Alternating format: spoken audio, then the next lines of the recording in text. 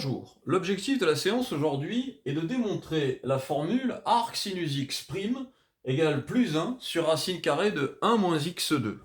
Comme vous allez le voir tout au long de ces vidéos, j'aime faire parler les équations et c'est ce que je vais tenter de faire maintenant devant vous pour vous donner une interprétation et une démonstration rigoureuse de cette formule. Pour y parvenir, nous allons partir de la dérivée d'une fonction de fonction que nous avons d'ailleurs déjà vu dans une précédente vidéo, puisqu'il s'agit de la dérivée de f de g de x. Cette dérivée, nous l'avons démontré, s'écrit g' de x multiplié par f' de g de x. Bien. Nous allons appliquer cette formule à la fonction de la fonction inverse. Or, il se trouve que la fonction de la fonction inverse, comme vous le savez peut-être, c'est exactement égal à x. C'est d'ailleurs la raison pour laquelle on appelle ça l'identité. En gros, je fais un aller puis un retour, ce qui revient à dire que finalement, je suis resté au même endroit et donc je suis en x. Et maintenant, je vais dériver la fonction de la fonction inverse. Autrement dit, je vais dériver à gauche et à droite de cette égalité. Comme vous le voyez, le membre de droite ne va pas poser véritablement de problème. En revanche, celui de gauche, ça va être plus compliqué. On cherche donc la dérivée de f moins 1 de x et on va appliquer la formule qui se trouve ci-dessus. On voit bien qu'on doit d'abord dériver ce qu'il y a à l'intérieur de la fonction f de x, c'est-à-dire l'équivalent de g de x.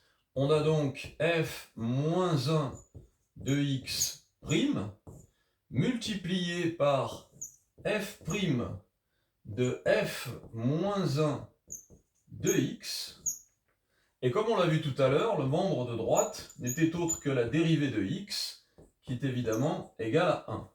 Ainsi, on peut montrer que la dérivée de la fonction inverse, c'est-à-dire très exactement ce que nous recherchons, est égale à l'inverse, c'est-à-dire 1, divisé par la dérivée de la fonction f' de f moins 1 de x. Ce résultat va nous servir, bien entendu, à établir la dérivée d'arc sinus x.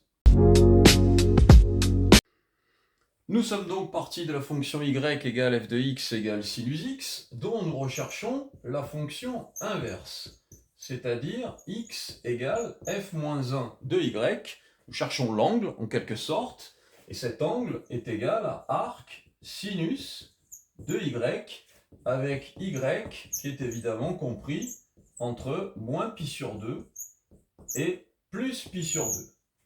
Comme vous vous en souvenez peut-être, il est plus commode d'écrire la fonction inverse sous la forme y égale f moins 1 de x égale arc sinus x.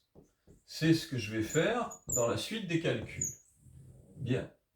Nous allons également remarquer que cette fonction y égale f de x, sa dérivée, il est facile de le vérifier, avec le cercle trigonométrique, sa dérivée, c'est tout simplement cosinus x, comme nous l'avons vu dans une précédente vidéo.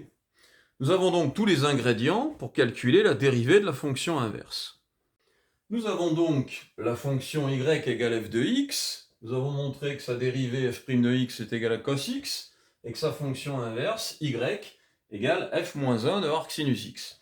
Nous avons également établi la dérivée de la fonction inverse grâce à la formule de la dérivée d'une fonction composée, et nous avons obtenu cette formule qui est ici.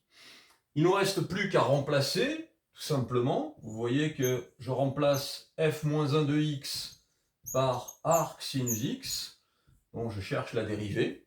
Elle est égale, d'après la formule qui est ici, à 1, divisé par f' de x. f' de x, eh bien c'est cos x. Cos x appliqué en f moins 1 de x, c'est-à-dire en y.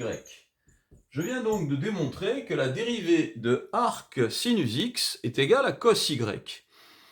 Pas tellement avancé, mais vous allez voir, il y a une formule qui va grandement nous aider, et c'est toujours la même. Cette formule, je l'ai qualifiée de principe fondamental de la trigonométrie, puisque sans elle, nous ne pourrions rien faire. elle s'écrit cos carré y plus sinus carré y égale 1.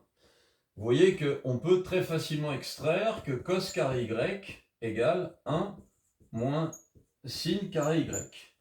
Alors là, attention, évidemment, cette extraction de la racine carrée de ce cos carré, c'est-à-dire si je veux obtenir le cos y, eh bien ça me donnait deux solutions, plus ou moins racine carrée de 1 moins sinus carré de y. Alors ici, on a deux problèmes. Tout d'abord, le plus et le moins, il va falloir choisir. Et ensuite, un deuxième problème qui se trouve à l'intérieur de la racine carrée, c'est-à-dire le sinus carré de y. Commençons par le plus et le moins. Nous avons dit que y était compris entre moins pi sur 2 et plus pi sur 2. Eh bien, il est temps de faire un schéma. Souvenez-vous, le cercle trigonométrique. Moins pi sur 2, c'est ici. Plus pi sur 2, c'est ici. Si je choisis n'importe quel cosinus à l'intérieur de cet intervalle, c'est-à-dire l'intervalle qui se trouve très exactement ici, vous voyez que le cosinus étant toujours cette partie-là, il sera, quoi qu'il arrive, toujours positif. Donc, je vais me limiter à la partie plus, puisque l'intervalle de définition de la fonction inverse m'y oblige. Nous avons donc établi que le cos y est égal à plus racine carrée de 1 moins sinus carré de y. Maintenant, nous avons ce deuxième problème. Il est temps de se souvenir que nous avons écrit que y égale f-1 de x est égal à arc sinus x. Et oui, c'est le principe même de la fonction inverse. Et donc, si j'écris sinus y, eh bien, j'obtiens sinus de arc sinus de x. Autrement dit, j'obtiens la fonction de la fonction inverse, c'est-à-dire très exactement x. Ce qui m'amène tout simplement à ceci, c'est que le cos de y est donc égal à plus racine carrée de 1 moins x2, puisque je viens d'établir que le sinus y dans ce cas est exactement égal à x. Eh bien, nous aboutissons alors au résultat suivant, c'est que la dérivée de arc sinus x, qui était égale, je vous le rappelle, à 1 sur cos y, eh bien, elle est rigoureusement égale à plus 1 sur racine carrée de 1 moins x2, et nous avons démontré cette magnifique formule. Vous pouvez évidemment faire de même avec arc cosinus, et vous trouverez cette fois moins 1 sur racine carrée de 1 moins x2. À bientôt!